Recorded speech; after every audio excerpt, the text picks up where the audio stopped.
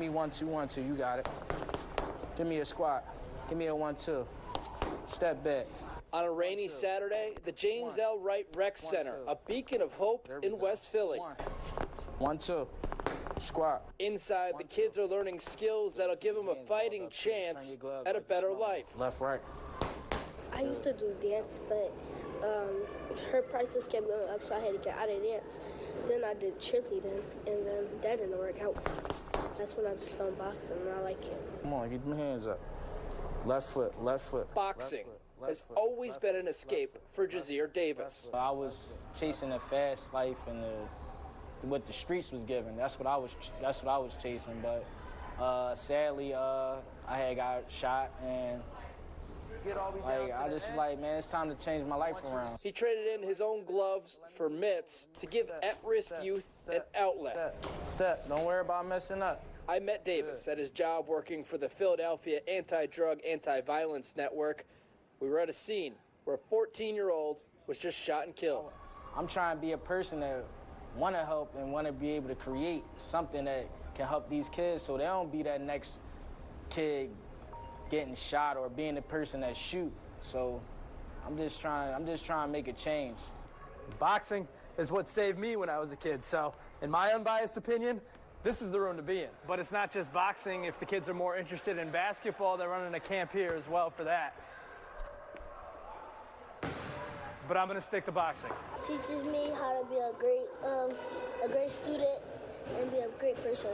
Around November of last year, he met with other community leaders to put together these Saturday programs they call the Next Generation. You can't give up on the ones that's coming from the hard, rough spots. They're the ones I think you really got to show the love to because they need it. Making a difference and saving our streets one punch at a time. You can always turn around and make it better for yourself, better for your parents, your family. In West Philadelphia, Eddie Kadum, Fox 29 News. Lower Makefield Township Police say the man is in the hospital after undergoing surgery for his injuries. Meanwhile, they spent hours at the scene collecting evidence as they tried to determine why he stabbed his 19-year-old ex-girlfriend to death in broad daylight. It's really sad and really devastating, obviously, that somebody was here and now gone just a couple hours ago. Residents who live in the Brookstone condos are feeling upset and unsettled after their young neighbor was violently killed on Friday. Great neighborhood. Something like this just horrible. Lower Makefield Township Police responded to a burglary call on the 2500 block of Waterford Road around 3 p.m. That's when they saw 23-year-old Trevor Weigel stabbing his 19-year-old ex-girlfriend outside her home. The male was seen stabbing the female multiple times. Immediately upon seeing the police, the male fled. Officers gave chase, and other officers remained with the female to render aid. While the officers were chasing the male, they could observe him stabbing himself multiple times in the neck. Police say officers captured Weigel around the corner close to this fence near I-295 with the help of a taser and a canine. I just thought it was like a deer. And I was like, oh, this can't be like a real crime scene until I saw 4 or 5 cop cars and then the tape, and then the reality set in that something must have happened. Police say Weigel underwent surgery for life-threatening injuries at the hospital. This neighbor says his daughter hung out with the victim a few times, and his heart goes out to the family. It touches home. I wouldn't know what to do if I came down the street and saw that happen. It's terrible. It just shouldn't happen. You know, it's sad for the whole family, for everybody. As police continue to investigate, they're also looking into Weigel's criminal history. Records show he has traffic violations in Bucks County. In Lower Makefield Township, Brianna Smith, Channel 6 Action News. We have over 500 cars this year. Just about everything you can imagine. Everybody has a dream, right? And some things beyond your imagination. Lamborghini, Bentley, Aston Martin, and Rolls-Royce. Now, this is the type of car a lot of us come to the Philadelphia Auto Show to see. A $400,000 Rolls-Royce Spectre. This is the fantasy.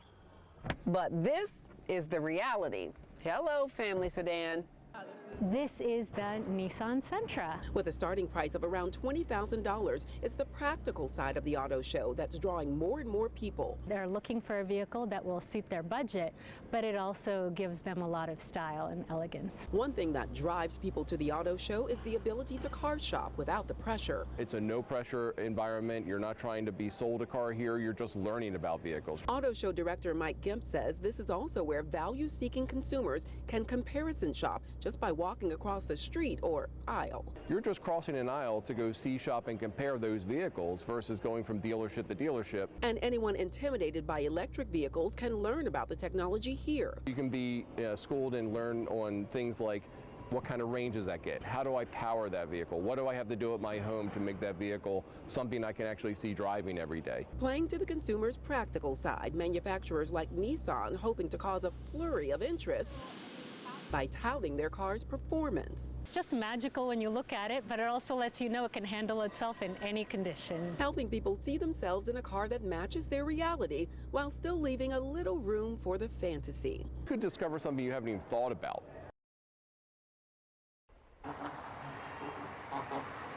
Girl, he figured, oh, heck, big lean. It's hard to believe anyone would hurt a dog so loving. Alexia arrived at the Pennsylvania SPCA last week and is making great strides in her recovery. She clearly has been through immense trauma and has come out on the other side. Obviously, she's still recovering, but is just the sweetest, happiest little girl around. This is video from the Pennsylvania SPCA of Alexia being taken in for veterinary care after she was found shot and scared in Kingsessing. She crawled onto the porch of a home in the 1200 block of South 54th Street.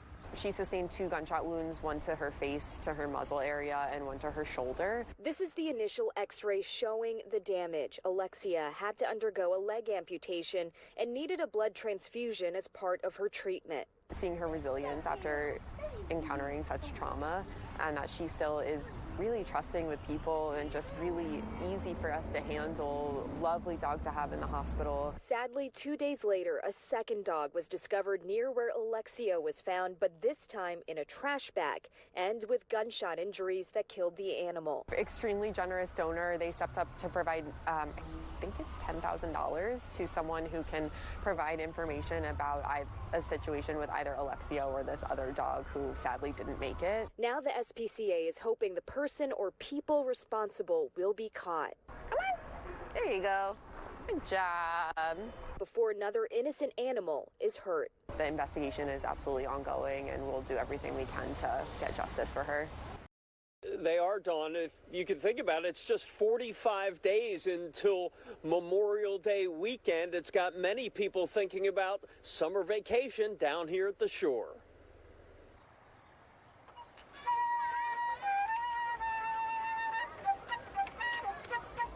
It may be mid-April, but if you take a look at the crowds at the Ocean City Boardwalk today, you'd think it was summertime. And for Michael Lieberman's family of Atco, New Jersey, it means shopping for summer rentals. Usually we have a fantastic time, try to get someplace as close to the ocean as we can, and just have a fantastic time. As far as prices go, it's just getting higher and higher.